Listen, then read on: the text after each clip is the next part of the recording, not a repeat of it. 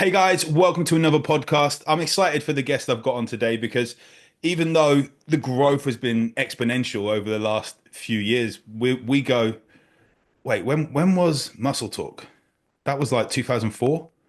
We started in 2000, Muscle 2000, Talk. yeah, I think I joined about 2003, 4. So we go back over 20 years when it comes to fitness, bodybuilding, health, whatever we want to call that. I've got James, why don't you just say who is James Collier? Let's explain in your words.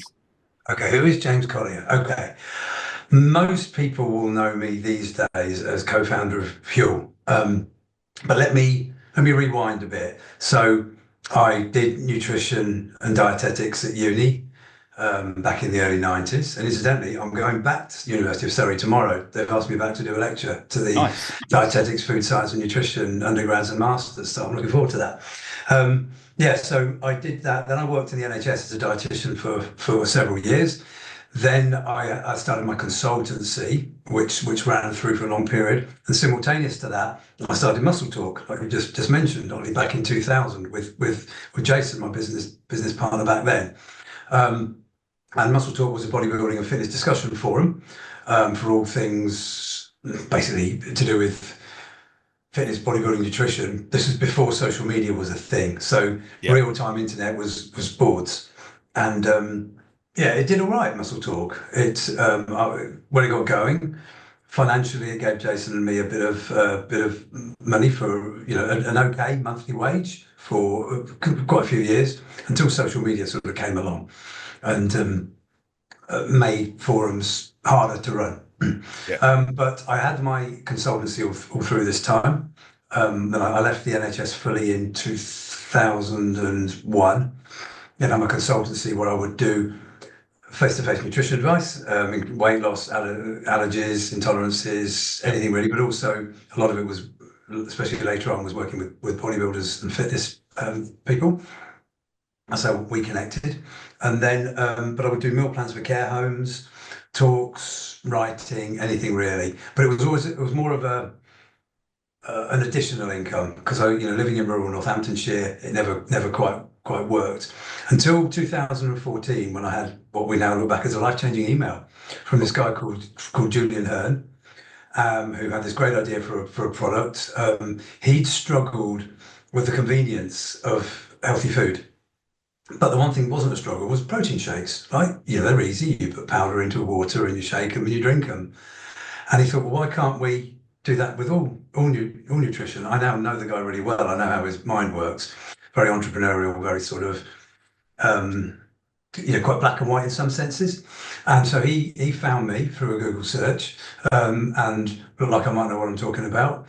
Commissioned me to do a product. I came up with the original formula for Huel, and a year later, we launched with him as main founder and me as co-founder. This was June 2015, with what people know as the white pouch powder now, Okay. and the company has grown from there. Wow. So it's been 10 years and it's still growing year on year, right? Yeah, we're doing really well. So we've now got our portfolio includes a bunch of products. We've got the Black Edition powder, which is a different macro ratio, higher in protein and Yep. lower in carbs. We've got the bottles, which we've got they've been around for a few years in the supermarkets and petrol stations and convenience stores up and down the UK, but also in some stores in America. We're in GNC across the US now and coming down the East Coast, and also Germany, quite prevalent in retail in Germany. E-commerce, we are in America, Europe, and Japan. And more recently, we've got the Black Edition bottles, which I'm currently enjoying now, Nice. which are higher in protein, 35 grams of protein. We've got the hot savory range as well, which is grain-based, pasta-based, or noodle-based, with vegetables and protein and all essential nutrients that you add hot water, stir well, leave for 5 minutes and enjoy with a spoon. We've got the bars and we've got a few other products as well. So our thing is being nutritionally complete, but everything is plant-based with nutritionally complete, affordable food with minimal impact on animals and the environment. That's kind of what we go by. We're just revising that mission statement actually, but that's kind of what feeds into our way of thinking. So, and I'm still carrying on with the who is James Collier bit, and I'm going to sum that up in a minute. So, I'm a human nutritionist, former dietitian, registered nutritionist, and as you know, Ollie, that's working with humans was Yeah. what I do. When we started looking at Huel, we started looking at the environmental credentials, Okay. and the fact that everything's plant based, which was like we thought was felt like the right thing to do, but we didn't originally put any sort of objectivity behind that decision. We just felt like the right thing. But then as we looked at stuff and people started talking more and more about anthropogenic climate change, I started looking at the impact of the food we eat on climate change, land use, water use, etc. And I became increasingly concerned. And I thought, well, if I really want to live my life intellectually honest to my values, I need to change the way I eat. And also start looking at some of the ethics of the food system, the way that animals are treated. Now, there's a big caveat here. Ethics is a subjective term. What you deem as ethical, I might have a different opinion on. Okay. Broadly speaking, we're probably similar, Yeah. but I have my views. So back in 2019, I decided to change the way I ate, reduced my meat intake, not a vegan, still not a vegan now, but reduced to about 10% of my calories coming from animals. Now, for perspective, 28 to 30% is the Western average. But also tried reasonably hard not to eat intensively farmed red meat or poultry due to my concerns about the farming methods. Um, but also prioritizing food choices for my own health and exercise, etc. So I thought this needed a name, and then the pandemic came, and we all got a bit bored, and I started writing articles and essays, and I thought, well, I want to name this way of eating that I'm doing, which is basically thinking about what we eat and making some sort of conscious food choices that are steeped in evidence, but also what we feel is right. So I call it contemplative nutrition. I wrote 3 articles, and I said to my wife, "This isn't articles. This is a book." So in the beginning of 2021, I started writing a book, and originally with 4 pillars of contemplative nutrition, making food choices that prioritize our physical health, our mental health, but consider sustainable nutrition and ethical choices in the food we have. Got about a quarter of the way into the book, and there's a friend of mine, neuroscientist called Marco, who is the main acknowledgement in my book, who's kind of cross-checks everything I do and just keeps me grounded and stops me running away, and and adds a bit of helps me carve a few sentences with a bit of research. And I said to Marco, I said, this is not 4 pillars, this is 5 pillars. The fifth pillar is not what we eat, but it's how we eat and who we eat with. The concept of sharing food with others, the concept of meals, and looking at the biology behind that and the psychology behind that, as well as the philosophy behind that. So they're the 5 pillars of contemplative nutrition, and so then I wrote it into a book, and we can talk a bit more about that in a Yep. moment. And only last year did I find a publisher, and 3 months ago next week got it published. Well Fed, We've got How it here as Modern well. Diets. Yeah, oh, you've got a copy. Okay, brilliant. You've done your homework. Nice, nice. I haven't And finished it yet. I'll be totally okay, honest, about halfway okay. through.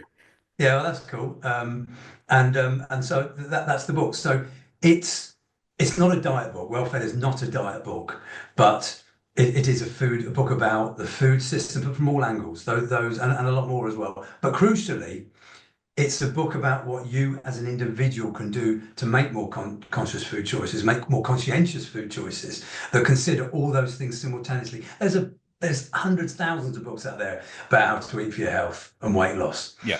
There's quite a bunch of books for sustainable nutrition and the impact of the food system on the environment. There's even a fair few on ethics, especially when it comes to veganism and stuff like that. What I've tried to do is morph them all into one. So ultimately, there is a lot of overlap, but there's also a few contradictions, which in the final chapter I kind of discuss and see how people can navigate them. So that's what. So who is James Collier? Well, that's my history in the nutrition world and what I'm trying to do. I now kind of part-time at Huel now. Got a brilliant team. We've got about 350 people working for us. We can talk more Wow. about that. And my second career is, I can't think of a better term, so I call it being a nutrition communicator. So I've written the book. I write essays on my Substack, which people can look at, called Thought for Food. I do the social media thing where you stand in your kitchen and talk to your phone and pretend you're having fun, and I do talks, lectures, seminars like I'm going to my uni tomorrow. And I go on podcasts and talk to really cool people, some of them that I haven't seen for a few years, and do this sort of thing. So any format of communication, really. And I'm doing it because I might have some skills, I might have some knowledge to share. I just want to share that with people.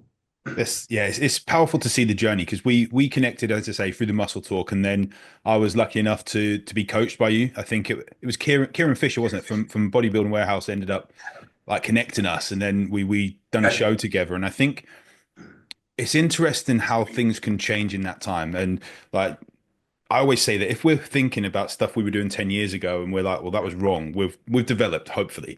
And I want to be looking in 5, 10 years time and think that some of the stuff I'm doing now is like I could do it in a better way. Not necessarily 100% wrong, but in a better way, in a more ethical way and more There's that word effective way. again. Like as you say, Yeah, communicating, right? yeah. So like it was all about getting your protein in, getting like I remember we done a show prep and we didn't actually count calories once. Mhm. And I think that jumped out a lot to me because we'll get back onto like the Huel and the book side of things, but just while we're on this topic about how there's all this fit in your macros, just hit your calories and everything, but we do have to get nutrients in. But I know that I may have been like the odd client, although thinking about a lot of the people that were on some of the forums we were on, including Muscle Talk, like I was probably one of the many that we were just obsessed with things, right? And I remember even times where I just, I think we were like 4 or 5 weeks in, and I just said I'm knackered. And you're like, well, you hadn't had a cheat meal. First off, like labeling it a cheat meal now to me is like, well, it's just food. It's we're having it It's in there. But I was like, I was following every single thing to the gram that we'd said about with all the food. But how have your thoughts of, should we say, obsession in the fitness industry, like given it over the last 20 years, what sort of trends have you seen? That obsession, is it changing for the better, for the worse, from your views? a couple of things you've said there. One is like reflecting on 10 years ago. Yeah. And the other thing you just said there was about the concept of me calling it cheat meals, right? I'm Yeah, going that's to what we reflect on did. so yeah, I'm going to reflect on that because you just said you now call it food. I love what you're reframing there because if I me reflecting on what I said then, I wasn't right to call it a cheat meal, right? No. You're absolutely you raised a good point. It's not a cheat meal. We shouldn't think of these things as like good and bad and things like that. Now, if that sort of cognitive framing helps people, I'm okay with that. The same with calorie counting. We won't talk too much about it. We can later on if you want. But, Yeah. you know, calorie counting, do I do it? Did I do it with my clients? No.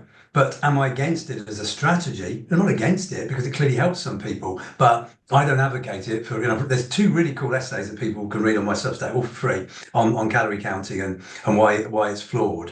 Um, but I'm not against it because it can be a really, really useful tool for people. But if you are going to do it, just know its limitations. That's all I'm saying. And you're right about it's about nutrients and food more holistically, for one of a better term, as well, which is what I try and cover. But yeah, so what are the trends? What do I see? So it is the food system is in a real it's not what it should be. I do not use, in fact, I start the whole book where I was saying you hear the term the food system is broken, and I Yeah. don't agree with it. Now, a government report that came out last autumn that was literally started with the food system is broken, and I'd already written the book by then. Um, and it's just wrong. And I'll tell you why. Okay, let's say we've got a special time machine. We can warp someone from, say, 12,000 years ago, a hunter-gatherer ancestor, or even someone from the Middle Ages, say 700 years ago. Let's time warp them today, put them in the modern, stick them in the middle of Tesco's, right?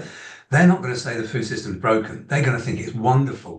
They Yeah. haven't got to go out there risking their lives, risking disease, or breaking the back farming, every day. It's there. Now, is the food system what it should be? No, absolutely. Although should gives the impression that there's some sort of intention behind it, which there isn't. But we've got increased rates of non-communicable disease, astronomical rates. Now, partly this is because people aren't dying of other stuff. The world is safer, and they're not dying of contagious disease. But it's people are living older. And they're making very poor food choices as well as inactivity, stress, lack of sleep, and blah blah blah. There's also the environmental and the impact of the environment and the questionable ethical practices and even the loss of community like plays into it a little bit. So the food system is in poor shape, but it's not broken. And I think it's important to grasp that rather. So what can we do to eat better? Well, this is what I've tried to do in Welfare. Like I said, it's not a diet book. It's give some actionable takeaways that people can do to improve stuff. But chapter 3 is an important one. I think it's one that a lot of people find a lot of fun when they read it. It's the one about misinformation. Now, I don't know if you saw you're maybe I don't know what you feel about the glucose goddess, but I find her quite concerning. She's a certain Yeah. archetype here. I started like thinking, okay, and like full disclosure, I will use glucose like meters with some clients if they need to, if they're like analytical and they're like, okay, this is going to show you what food is doing, but do you need to track it? No, I just want to see like if you're feeling tired, this could be a reason why, and we're never going to stabilize our glucose. But Okay, when we we can come see back to like that. someone that's Yeah. saying you should eat your meat first or your protein first, the Mm. only way, and like it's gone from some okay-ish Yeah. like theories to okay, you've gone a bit nuts now in my eyes. Yeah. So she's there are different sort of archetypes of people I think are highly questionable influencers. She being one of them. Does she give a lot of good, useful information? Absolutely. That's why she's so compelling. Or part of the reason why she's so compelling. The other is she's an outstanding speaker and communicator and Very much. got that sort of really compelling French accent. Really Yeah, draws what people makes you in. want to listen. Yes, exactly. And you've got others as well. Now, where I'm going is she's recently had that Channel 4 documentary, that two-parter, which I endured the first 45 minutes of the first and I couldn't take it anymore. I struggle with a lot Um, of documentaries on yeah, mainstream I do. TV I, like I was doing this for homework, that. but Okay, something that dawned on me when I was watching that, and it's, we've got, give perspective, we've got all these social media influencers giving misinformation, and it's prevalent, it's all around us, and it's arguably the worst it's ever been. But while I was watching that documentary, I was thinking back when I was working at Northampton General Hospital as a dietitian, and we all came in one day after watching Channel 4, I believe, documentary by someone called Gillian McKeith. Now, I don't know whether you remember her, but she's I like a remember. Yeah, poo, right? She was a yeah. doctor, but she wasn't a doctor into doing nutrition. And she used to give some very questionable health advice and nutrition advice. And we were all up in arms about it. Well, this was no different to that. So this is when I think it's slightly optimistic.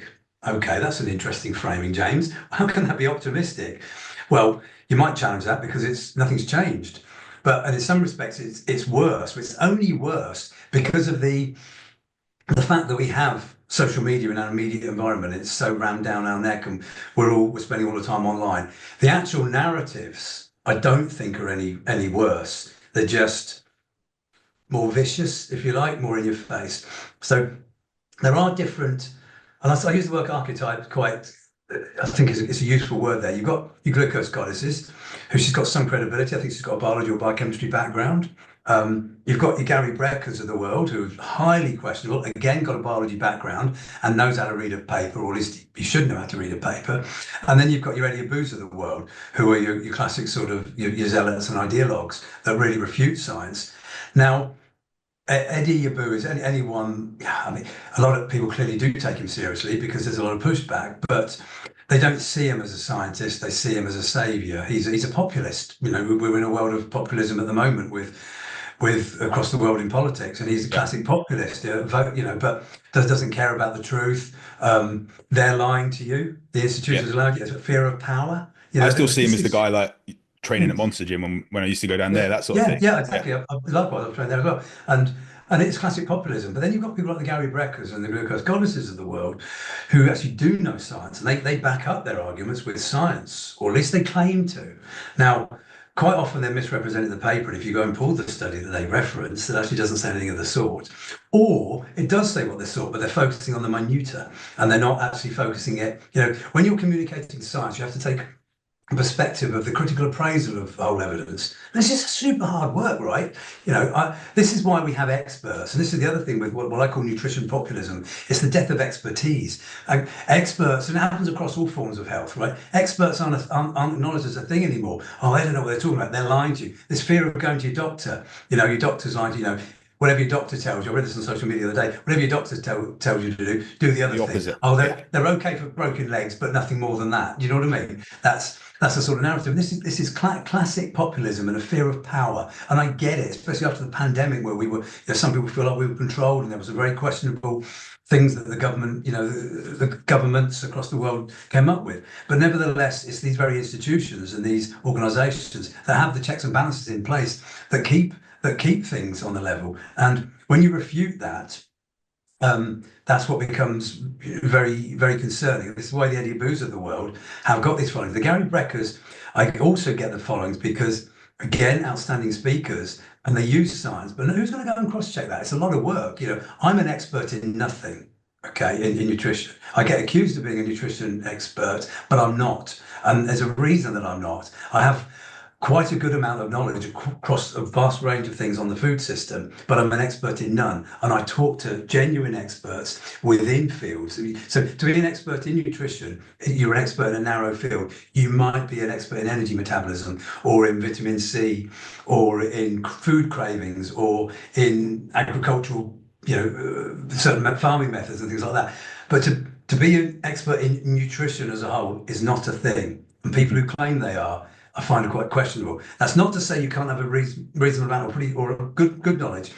But you have to connect up the dots. That is what I try and do. So I'm not saying I'm not skilled, but I am absolutely saying I'm not an expert, because to go to that depth, it takes a lot of work. I've done it on a couple of topics. I know you want to talk about ultra processed foods later. Yeah. That's one topic I have tried to get my head in the weeds a bit, to try and fully understand it, at least to a sufficient level. But these communicators, they maybe read the odd paper and they go out there pushing a narrative that fits their ideology.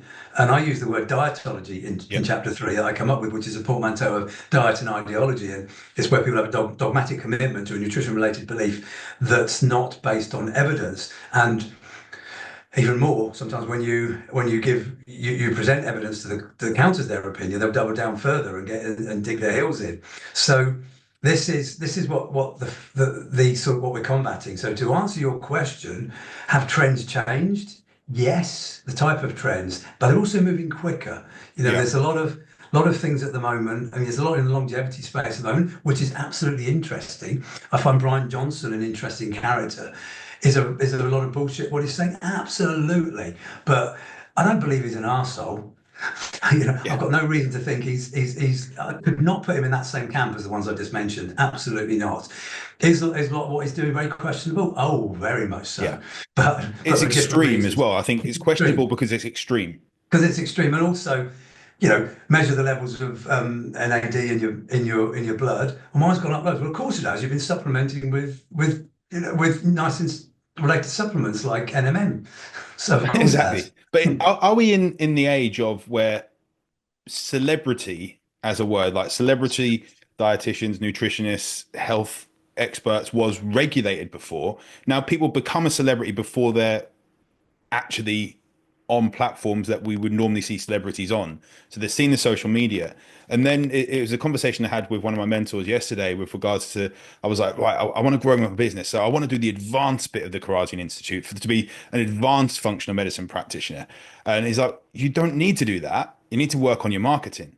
And these guys have potentially not really at that place where they can implement and coach people to the level and get them on a one-to-one basis with the things that they are talking about, but they are marketers.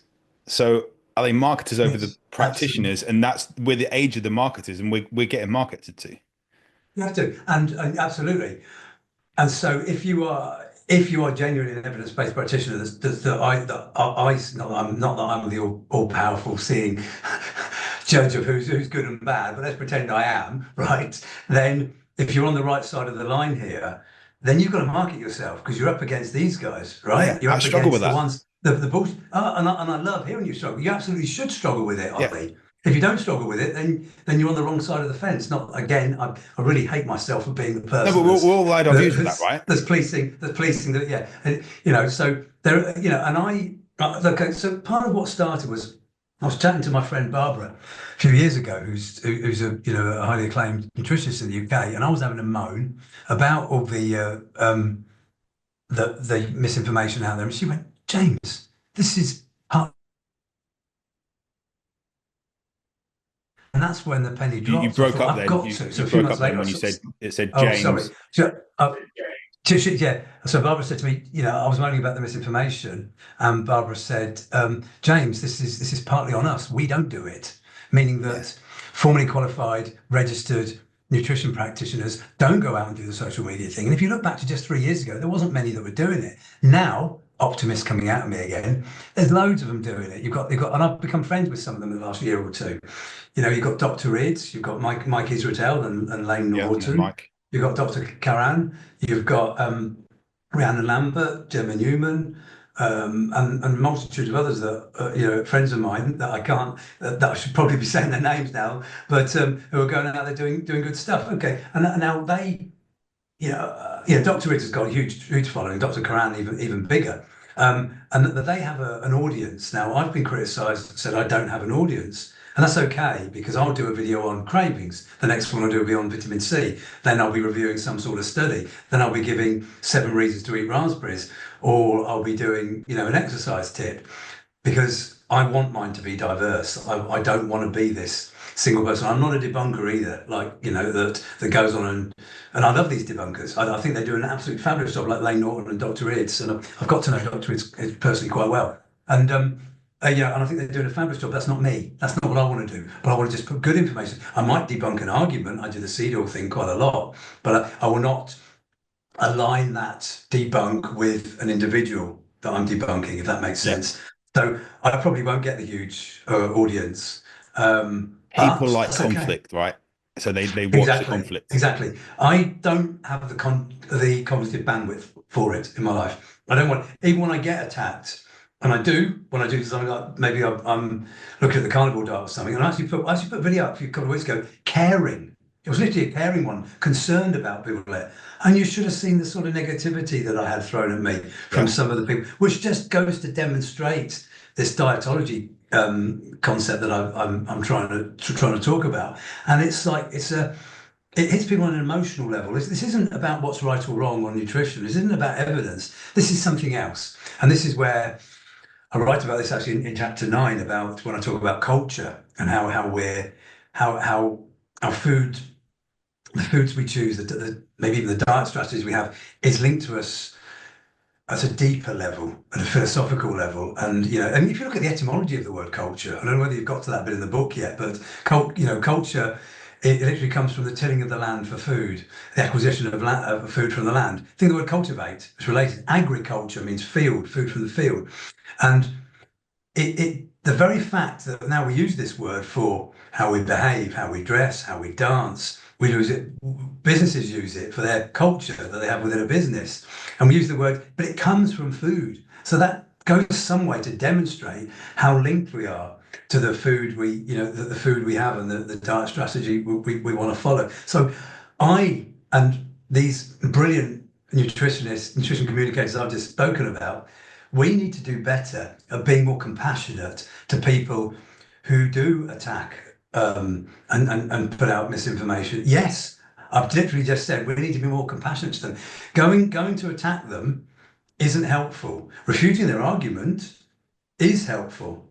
This is what I think Dr. Karan does quite well when people put an argument, he never mentions the individual. He shows them saying their argument, never mentions the individual. He just unwinds it. And I think that's quite a useful way of doing it. But you're right, Ollie. People love conflict, and it's eye-catching, and I just don't feel it's for me.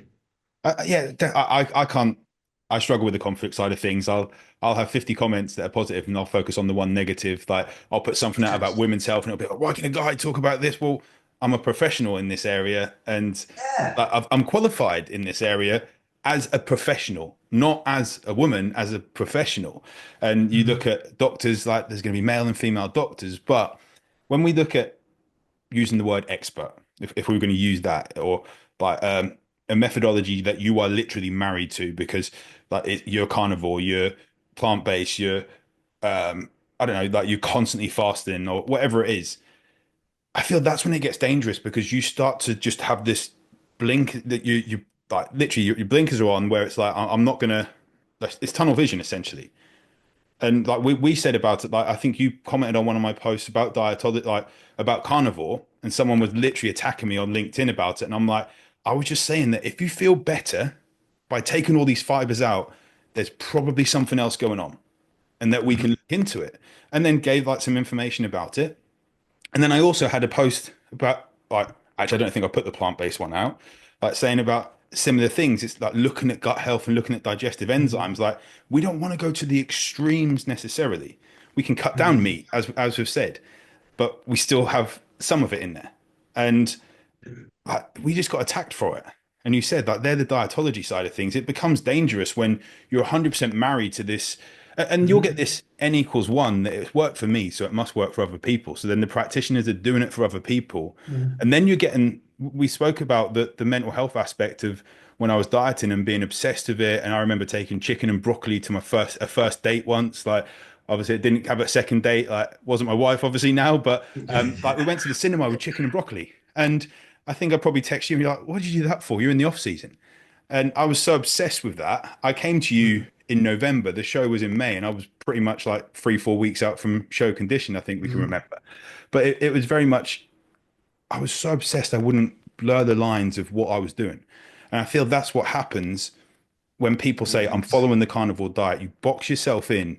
And then there also becomes guilt when you have that social situation that okay, I can't follow the same methods I'm using because I'm now going for a family dinner. I could take a steak and nothing else, but it's going to be really hard to do it. So, So, yeah, absolutely. We yeah, are complex creatures. We've got, 3.5 billion years of evolution behind us, right? We're not just not that anal. The body can't recognize that thing. You've either got real problems if your body does change if you have one meal now and again that's maybe not within what's on your plan, or you're a superhuman being and you need to stick to this particular way of eating, which I'm pretty sure nobody is either of those. no, So it's foods aren't good or bad in quotes. Diets can be less favorable or more favorable. And if you were dieting to the extreme you were, and a couple of times a week you had a meal that wasn't on the plan, that's not going to make any difference. Sure, the week prior to the show, with yeah, sodium and fluid loading, absolutely, that can show in your physique. But away from that, no, nothing. yeah. And also then we get into the ultra process side of things. This is where we actually like we've been on Facebook with each other for years anyway, but you just popped up. I'm like, oh, James popped up, and I thought like I didn't even know you were still like friends with me on there. I've seen posts and stuff, and this was when I put the book up. I can't. Who's the doctor that done the ultra processed foods? Oh, he's Chris Van Tulleken. yeah. So I started reading that book, and I got like 4 or 5 chapters in, and I was like, no. And then you put the Substack article on about ultra processed foods, and Mm. so much better to read, talking about when the food goes from 4 to 5 ingredients, it becomes ultra processed, like just literally like that. And Yeah, it's a label. yeah, it's a label we've got, and I feel that becomes dangerous. It's not to say that we should have ridiculously highly processed foods all the time. If we can have a whole food diet, like you've got with Huel, technically Huel would be ultra processed food, right? Because of the ingredients According in to there. according to that Yeah, label, yeah. but like, is a roast dinner ultra processed because it's got more than 5 ingredients? Like, so as a whole, it becomes ultra processed. Yeah, no, they wouldn't. Yeah, but the very fact you've asked that's confusion, and I think dangerous is absolutely the right word here, right? You know, you've got. I'm betting 5 or 6 years ago, most people listening to this hadn't heard the term ultra processed food. I'm betting most of the people listening to this now hear that word 5 or 6 times a day. A lot, Okay, yeah. yeah. So what's happened? Well, what's happened is it's a bunch of academics in the University of Sao Paulo in 2011 came up with this terminology with all good intentions, and in very recent years, maybe the last 3 or 4 years, high-profile academics who are now high-profile went on high-profile podcasts and started using this term. Now, Chris Van Tulleken, I've never met him. I know people who know him, and I don't put him in that same bucket as those others I was talking about earlier. He's got some really good. I actually thought ultra processed people is a fabulous. I'd say fabulous. Yes, the last third of it is outstanding, and I I pretty didn't much get agree that with far. I everything. was getting Yeah, frustrated no, with it. So. it's great. He talks about the food system, and he talks about capitalism and governments and how policy are not to blame, and he's great. It's great, but his use of the definition, his overemphasis on the definition, and I tackle this in chapter 10 in my book as well. I go into more length than I have I love in the way you know other. all the chapters of the book. Like you've, Yeah, well, let me. Yeah, it's yeah. There's. I mean, I've written. I mean, people don't have to read the book if they don't want to, but I really hope they do. But I would there's suggest to read three it. there's three articles on my Substack that are free. They're all about this ultra processed food debate. And you've alluded to the second one there. And but let's look at the data, right? If you have, the epidemiology is compelling, right? You generally have a diet that's high in so-called ultra-processed foods. Your risk of non-communicable disease, i.e. chronic disease like cardiovascular disease, arthritis, Yep. Alzheimer's, cancers, is massively increased. Okay, now that's epidemiology. Now, what's the mechanistic behind that? Well, we don't know really, because food isn't one ingredient. It's a bunch of loads of ingredients, loads of nutrients, and there's a lot going on. So we don't really know. We do know that these foods are typically hyperpalatable, so easy to eat a lot of, not so filling because they're very, you can eat them quickly and they don't fill. Typically, a lot of them are low in micronutrition and low in fiber and high in sugar and fat and possibly salt. Now, there's a really cool, so all these epidemiologies sort of play into that, but there's a really good one in, I think it was November 23 that came out, published in the Lancet, and they absolutely confirmed all that. But they broke, it was a meta-analysis because then they broke lots of papers down. But when they broke the foods down into subgroups, they actually found that so-called ultra-processed wholemeal bread and so-called ultra-processed meat alternatives were associated with a lower risk of these chronic diseases. Yes, lower risk. So that just puts a massive question mark over the overuse of this definition. Furthermore, there was a cool study last year in America where a team of researchers put together the healthy eating guidelines from a diet that was 80% ultra-processed food, so-called ultra-processed food. Again, question mark. And there's been more since. So what is ultra-processed food? So for those, it comes with a NOVA categorization. There's four groups. Group 4 is NOVA. Lots of ingredients. Typically, at least one of the ingredients in that food couldn't be bought from a local shop, or you wouldn't have it in the house, typically. And the method of production might be something you couldn't easily do in the kitchen. You'd probably be more likely to have to do on an industrial factory scale of some level.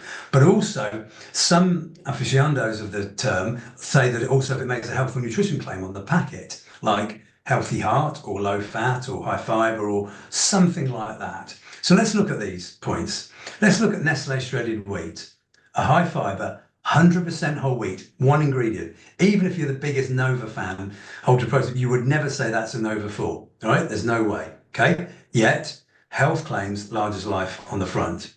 Let's move to Weetabix now, which some people say that's not ultra processed. But according to the definition, which, by the way, the definition has changed over the years, Michael Gibney, a professor from Northern Ireland who sadly died last year, he actually, in two of his papers, traced the way the term has changed since 2011 in different research papers, questioning it again. Wow. But Weetabix, by this definition that doesn't exist, would be ultra-processed food because it has added vitamins. Yet, it's a high-fiber, nutritious gem. Okay, I would much rather have people have Weetabix and have Frosties. So this term is causing confusion. Let's flip it the other way. I go down my local shop afterwards because I'm feeling pretty hungry, and there's two ready salted crisps. There's one with Walker's and one with Kettle on it, right? The Walker's one would be ultra processed Nova 4. The Kettle would be Nova 3 because it's only got a few ingredients. Now, I don't know about you, Ollie. You give me those Kettle crisps, I can bang through packet after packet, no sweat, right? So they're hyperpalatable in the same way, but doesn't fall under that. What about another couple of great British traditions here? Good old beans on toast, high fiber food that you have, high protein, fiber, full of vitamins and minerals. Technically, most brands, not all, most brands would come under Nova 4, ultra processed food. What about another British staple? Good old fish and chips. Go down the chip shop. That'd be an Nova 3, not an Nova 4. Right, and I'm not demonising people. I love a good old bit of fish and chips, Yeah. right? But you probably wouldn't be a great diet if you had that every day, would it? No. But if people get too hard with this ultra processed food label, then according to that ideology, if that's the right word here, they could have fish and chips regularly because it's not ultra processed. I know I've taken this to the extremes. I know I'm being a bit of a dick here, but I'm doing it on purpose. I'm doing it to challenge this fact that anything that's got ultra processed food written on that label is like in a box with rubber stamp bad written on it. It doesn't work like that. For sure, largely speaking, it's high fat, sugar, salt, ultra processed foods we should be cutting down on, and we should be prioritizing other foods. But also, we've got the environmental issues that I'm looking at. We've got 8.1 billion people and counting on the planet. Now, I'm not one of these people, I'm not an anthropologist, don't know much about the population side of things, but I'm listening to experts and people actually saying we're going to have a problem in 50 years of not enough people on the planet because we need more. We've got elderly population. But the more people we have, we've got to feed them. How are we going Yeah. to feed them? With it. So we need certain modern innovations. It's all well saying, go back and eat real food with this so-called ancestral diet. These guys stand out there outside in their shirts off, looking all manly, growling, and just for the cameras, right? Which really pisses me off. I'm not one that talks about this toxic masculinity stuff, but there are times where it gets I'm with you. close, I'm with and you. it's just like it's and we even started this conversation with, and one of the points I was going to make is like, what a privileged position we're in, where we can actually say, I want to have whole foods, as opposed to so-called ultra-processed foods. There are people in some parts of the world that don't have these sort of food choices. You don't even need to go out to another country. I don't even have to leave my town. There'll be people with income, problems, income disparity, that don't have the privileged position that people like me and you are in, where we can choose the foods. So we have to acknowledge that and not fearmonger against it. Now, well, let me sort of wrap this issue up here. So it's the terminology I take issue with, and I even, I've just said how much I love these academics and nutritionists that are putting out really, really good content. And I know that a lot of them personally, and they're brilliant guys, and I love what they do. But now I'm going to criticize them, okay? Because a lot of them agree with me and say the term ultra processed food lacks of solid definition. Yeah, in the very next sentence, what do? They go on and use the term. Now, I don't know about you, but I don't like to use terms that I don't know what they mean. And I don't know what this term means.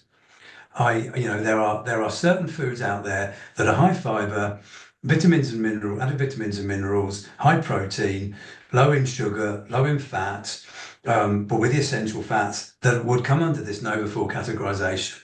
Great. Yeah. Is your one of them? Have I got a bias here? I absolutely have a bias here, but I can do nothing about that bias apart from acknowledge it.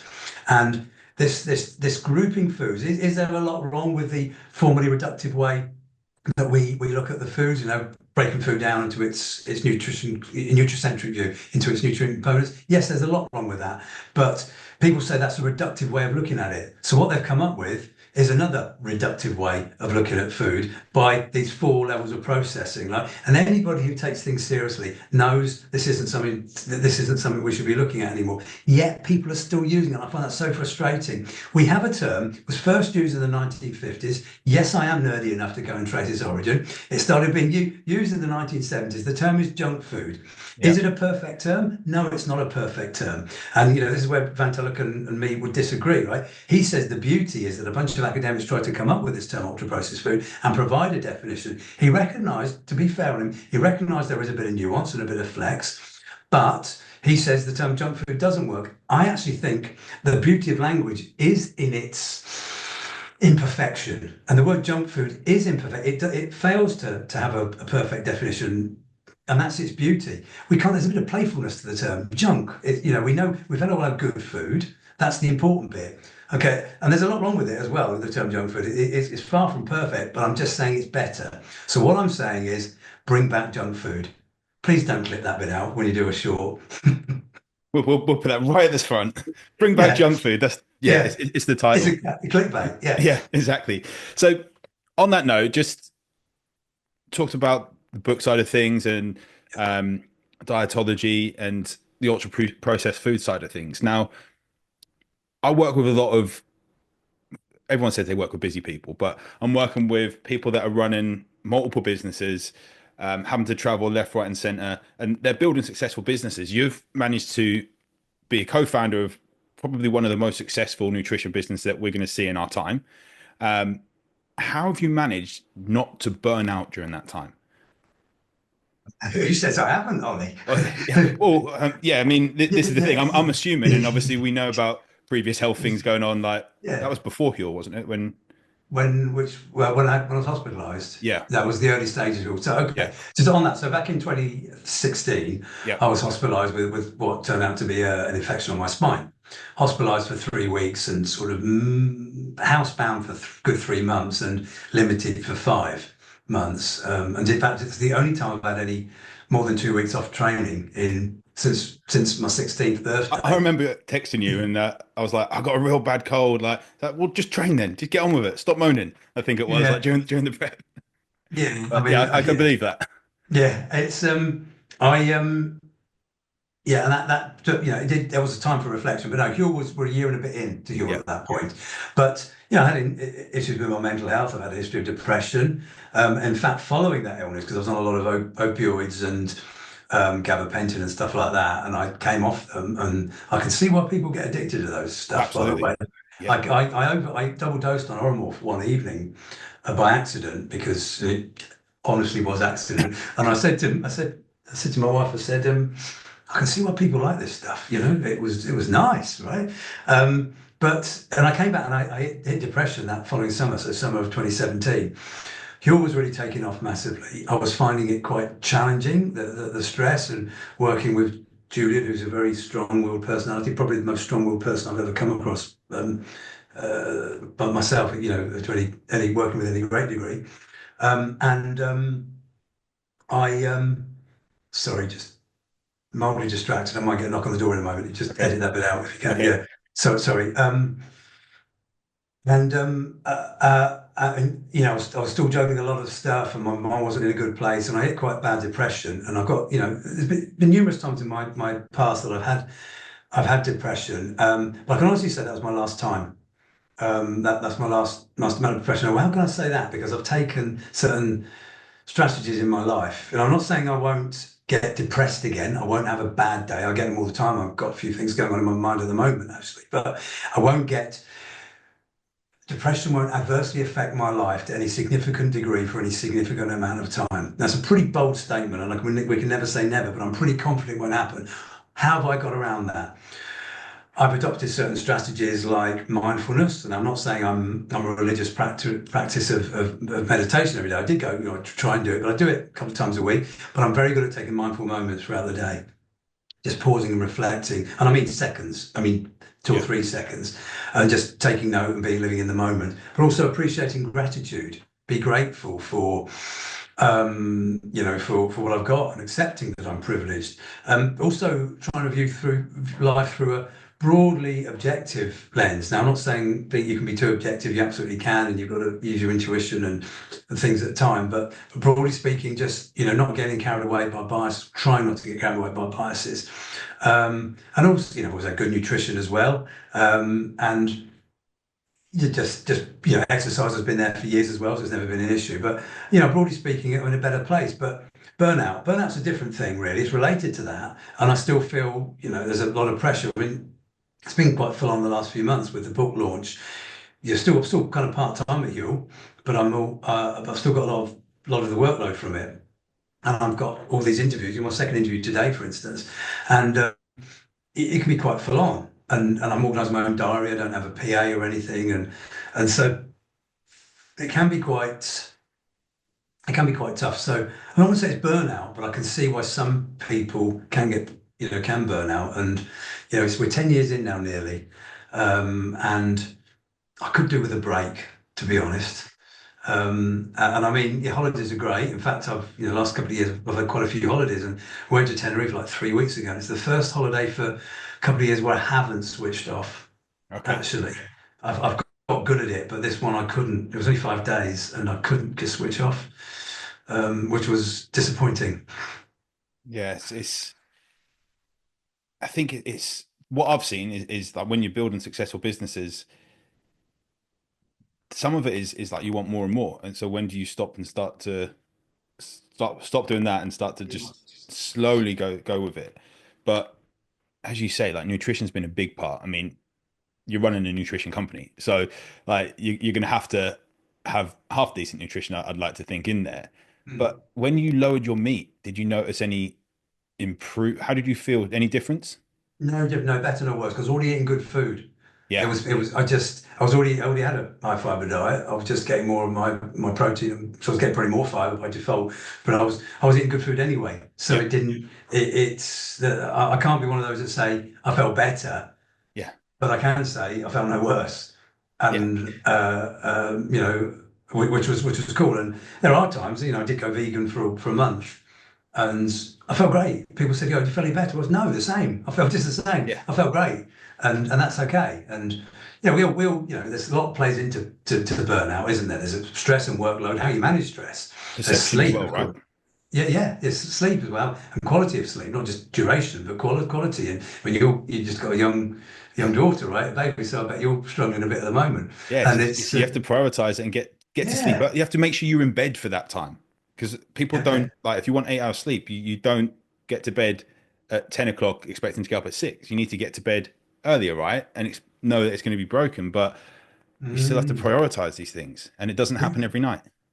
Yeah, this whole concept. I grew up in the. I'm a few years older than you, not a lot, and this like sleep is for wimps was a bit of a. I know it Yeah, comes from Del Boy and Only Fools and Horses, but it's it was a mindset, right? But it's not at all. Actually, you'll be less wimpy if you do get adequate sleep, absolutely. ironically, and and it's also efficiency of time, right? I value my time. I value every second, probably too much. I need to learn from the Buddhists a bit here, but I and while you're asleep, you're not doing anything. And sometimes I just feel, it's weird. I didn't sleep well last night. I feel pretty great. Well, I'll be tired later. Other days, I can sleep like a log and I feel crap. Yeah, I mean, why is that? I don't have the answers. I'm just answering the question here. My diet's not changed and I've trained just as much. But the point I'm making is there's a lot that plays into how we feel. And what's tired anyway? There's different forms of feeling tired. Sometimes we're a bit sleepy. Sometimes our physically, eyes are just mentally. heavy. Sometimes we're fatigued, but we've trained really hard. Yeah, That's a different type of feeling. I'm sure you can relate to that, right? From when you haven't slept well. yeah.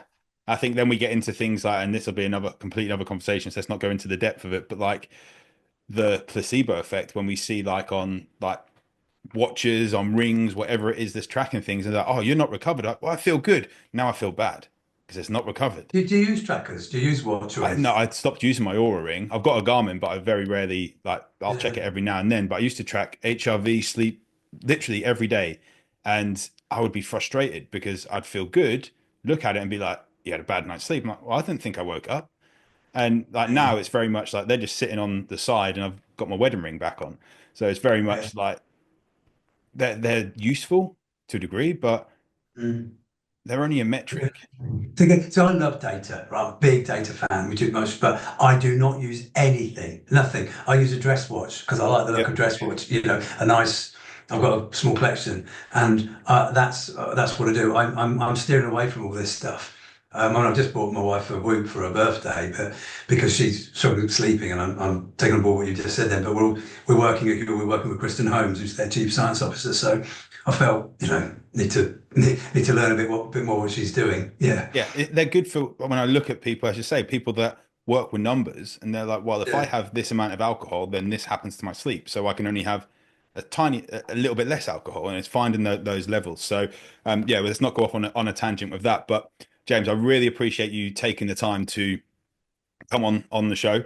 Um, the book, Well Fed, it's out now and it's on Audible as well. You read it, right? Yeah, but I've got a new level of respect for people that narrate books. 4 days in a studio. It was hard, man. Yeah. Hard. So People said I if should people narrate aren't mine, and I'm like, readers, no. yeah, it was hard. It was great. The producer was brilliant, but yeah, so if people want to listen to that, then they can listen to my voice in their ear, and if So they're they can get that. They can go and talking grab about Huel sleep, at the talking shops. about sleep, yeah, yeah, Hopefully, it doesn't put them to sleep. Yeah. So yeah. yeah. Also, like, where can they find your Substack or like information about that sort of Okay. things? Yeah, so if people want to follow me, great. I've got a big following on LinkedIn, just James Collier, and you'll find me. Um, Instagram, James Collier, RNUTR, Registered Nutritionist. And then my Substack is Thought for Food. So a lot of what I'm writing on my Substack at the moment is about the concept of food belief. And so if I write another book, I'd call it Dietology, and it'd be about belief and misinformation and things like that. So what these articles might do is form parts of a future book as part. So I've got that in mind when I write them. And I was talking about this nutrition populism earlier. I've got a series coming out in a couple of months talking about that at quite considerable length. But it's all free. I People can subscribe and get the updates, and hopefully they'll find stuff useful, or they can watch my videos on Instagram. Yeah, it's a nicely edited videos you've got going on as well. So it's Yeah, a always range of good, stuff. always Yeah, good. So thank you. appreciate that, and hopefully people got what they needed from this, and yeah, not Yeah, so scared about certain things with food that they see on social media now. So hopefully great to thank you. talk to you again, Ollie. I appreciate it. Cheers.